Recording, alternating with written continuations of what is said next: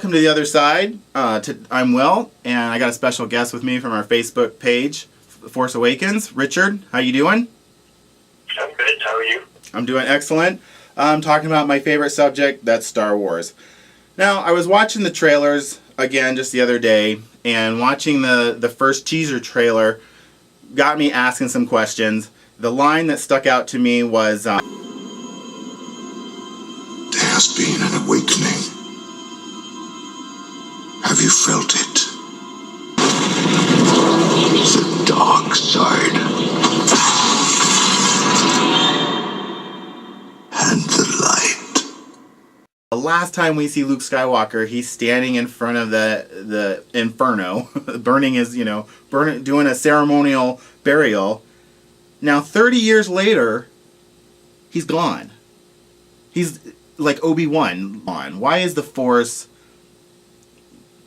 gone? Well, you're kind of going way back to the essence of the saga, which is the whole prophecy. It's, as far as, if we're just going to talk about Luke Gomez, here you go off on whole tangents about the prophecy, and, obviously it was a Jedi who made the prophecy and had some kind of foresight long before the prequels came about, and then I don't even know if we ever found out who that character was, and then the prophecy just stuck around, and then they kind of realized, or Qui-Gon thought that it was Anakin, and then it just sort of developed from there. And obviously the Jedi made a huge mistake in thinking that the balance meant that the chosen one would get rid of the Sith, and the Force would be balanced on the scales of good, meaning, it would be all Jedi around and no Sith and no villains.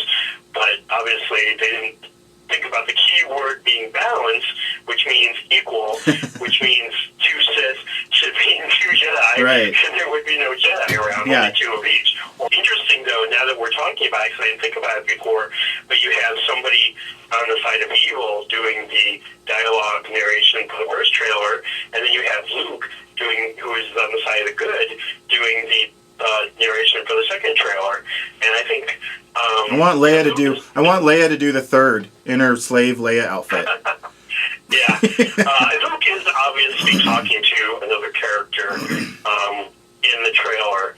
I just don't get anything, unless there's something I'm missing, that Andy Serkis is talking to a specific character. There's just, because he's not referencing you or yours or, right, this is for, he's just saying generally dark and light. So something else that came to my mind just the other day, when you put the timelines together, for about 55 years, there was only, like what you just mentioned, those four, plus Luke, 5 Jedi total that they knew of in the galaxy. I'm wondering, by the time this movie, while we're watching this, nobody even believes in them anymore. They're just a legend. They're like the expanded universe. Jedis are just Star Wars legend. Well, I never assumed that. I think Sith and Jedi are titles, and what they do is they basically say these are orders. These are people that can use the Force that have specific mandates on how they act and react to other people, and what kind of rules that they play by. I never really thought that, personally, they were the only people that could use the Force. They just have specific disciplines that make them better at it than everybody else, plus able to use lightsabers. That doesn't mean that there's not some kid on Tatooine who's making rocks float. He's just really, really bad at it, You just brought up another... He never entered into the Order. You brought up another great point right there, because I remember, when we watched episodes 4, 5, and 6, when Obi-Wan and Yoda talk about the Force, they say the Force surrounds us, it binds us, and it always made me believe that if I tried really hard, like Kevin Smith in Mallrats, if I tried really hard, I could move the lightsaber or whatever. And then when we hit Phantom Menace, oh, you're born with it. You have midichlorians, and I always hated that. But back to Andy Serkis' character Snoke. How do you think it's gonna work, him being a CGI character? He's gonna be the first CGI Sith that we've had. How do you think that's gonna work with CGI character being the supreme leader? I don't know. I don't even know if it's kind of weird because it goes against a lot of the rumors where they said that Abrams wanted to use more practical effects and very little CGI in the film. So I don't really understand why we're getting all these mocap photos and references to these new characters with Andy Serkis and what's her name, Lupita Nyong'o, or right. whatever it is. And it's like, well, doesn't it go against the whole idea that Abrams has said he wanted to be 90% like practical effects this time around? Well, I think it's definitely less blue screen, and you can tell from some of those shots that it's nothing like what we saw in the prequels. If he's willing to build, supposedly rumored, full-scale Jabba the Hutt like in Return of the Jedi, then why is Andy Serkis? Why is he a mocap character? That's what I don't get. Maybe they need him to do more than a Muppet can do. Hey, are you disappointed that the Empire's just turned into the First Order and the Alliance is still the Resistance? I'm a little bummed out that the Alliance didn't turn back into the Republic with the Senators. How do you feel about the First Order and the Resistance? I want that major conflict between the Empire and the Alliance or the Resistance, whatever you want to call them, in there.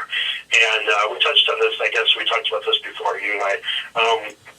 And I think if you make the New Republic, the seat of the government like they're supposed to be, and sort of wash away the Empire, and you make them you kind of flip the switch, and you make you flip everything from the original trilogy, and then you make the Empire the underdogs because there's not many of them left, and they're being hunted down by the New Republic, and the New Republic's in charge. So it's kind of like, I don't think they wanted to do that. I think they thought, well, it's kind of ridiculous to have a 30-year stalemate, but it's better than making the good guys sort of on top of everything. My last topic for our discussion would be Kylo Ren, because the last time we did an episode about Force Awakens, we didn't know who he was, or I didn't in our show. Now we know it's Adam Driver. What do you think his story is? Because those Vanity Fair shots, he wasn't wearing his helmet. I don't know if they just did that for Vanity Fair, or if that's scenes in the movie with him out without his helmet. What do you think his story is? He's just sort of like a newer, maybe even a cooler, more interesting version of Darth Maul. He's that sort of attack character, that attack dog. He's maybe a bit of a loose cannon, to their advantage to be lined up with him to be able to do this sort of inquisition on all these other Force users and stuff. Obviously, Luke is sort of out of the picture. He's in hiding or whatever, and they're not lined up with Luke anyway. So it's more in their interest, even though they may not want any Sith actually controlling the Empire anymore. They might even not. They might say, well, hey, the Emperor and Vader didn't exactly do such a great job. So they may not want any Sith controlling the Empire, but they definitely would rather be working with him than working against him, Right. I think we're building this movie up too much. You think expectations are just way too freaking high? Star Wars, that's the thing, we're all riding on the original movies. I mean, it's just, everybody is. I mean, that's the bar. I mean, A New Hope and Empire Strikes Back, that's the bar to set any Star Wars movie by. Those are the two best movies. They will always be the two best movies. Yeah. And that's the goal. I mean, once you do something out of the gate as something like Star Wars, it's really, really almost impossible to match that. And Ivan Kershner somehow not only matched New Hope, but in some ways surpassed it. And that's almost an impossible feat. We have come to the end of our show. I hate to cut us off like that, but we're done. Well, thank you, Richard, for joining. And this is The Other Side, and we're out.